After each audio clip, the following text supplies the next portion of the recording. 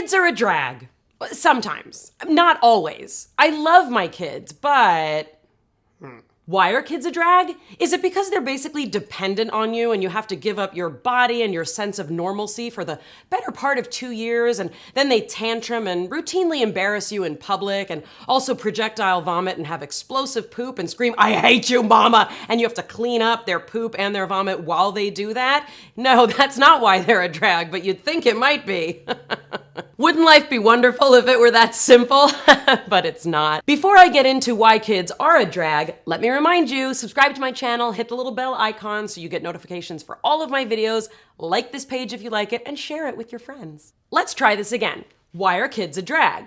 Is it because when they turn 9, they basically treat you like dirt all day, but require that you tuck them in and give them smoochy-woochy kisses at night, and if an adult treated you like that, you dump them? No. Is it because they literally think and will tell you that they know more than you do when they're only 13? No, that's not why they're a drag. In all seriousness, I find that kids are a drag sometimes because they make you give up parts of yourself for their needs. I was reminded of this year in synagogue. Why in synagogue? Well, I go to synagogue a lot. And I love to pray and think about my life.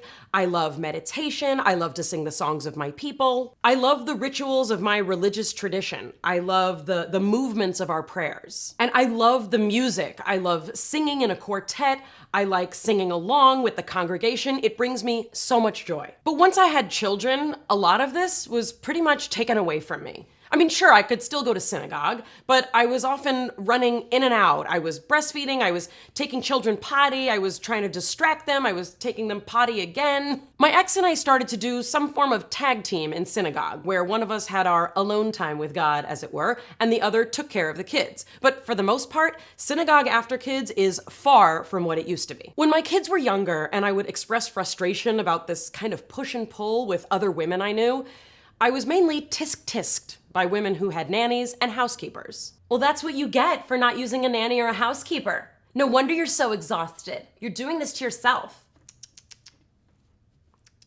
Ultimately, what this came down to for me was competing desires. While I may not have always done it right as a parent, I did what was right for my kids. I chose to not have a nanny because I believed that I should be the primary caregiver, and that's what my kids needed. I didn't want to outsource my housework or my childcare to someone other than me. And I know people would say to me, "An unhappy mom is an unhappy child." That's what they would say.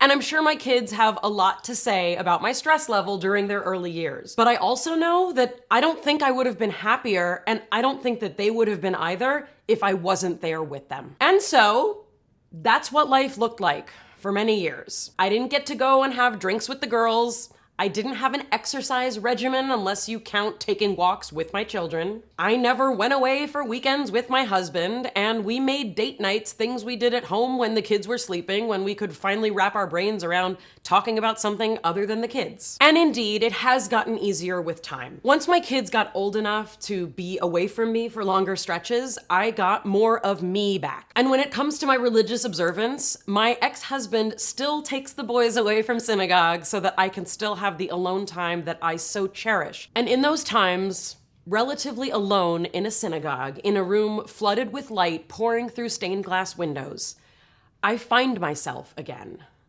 The me who was before I was someone's mom. The me who feels a distinct connection with something greater than myself. I love those moments. They are mine. But those moments are never without guilt, because being a parent means living in that constant tension.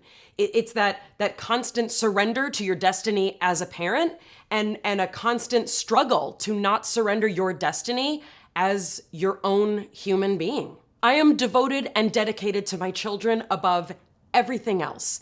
And the commitment that we take when we become parents is a commitment to give up a part of ourselves. Whether it be our freedom, our pristine body, our notion that sleep should occur in more than 2 or 3 hour spurts. I mean, our sanity, really. Kids are a drag. And they're the best drag ever. Are your kids a drag too? What are the ways that you find that it's worth it, even though there's sometimes a drag? Let me know in the comments below. I'd love to know I'm not alone on this one. See you next time.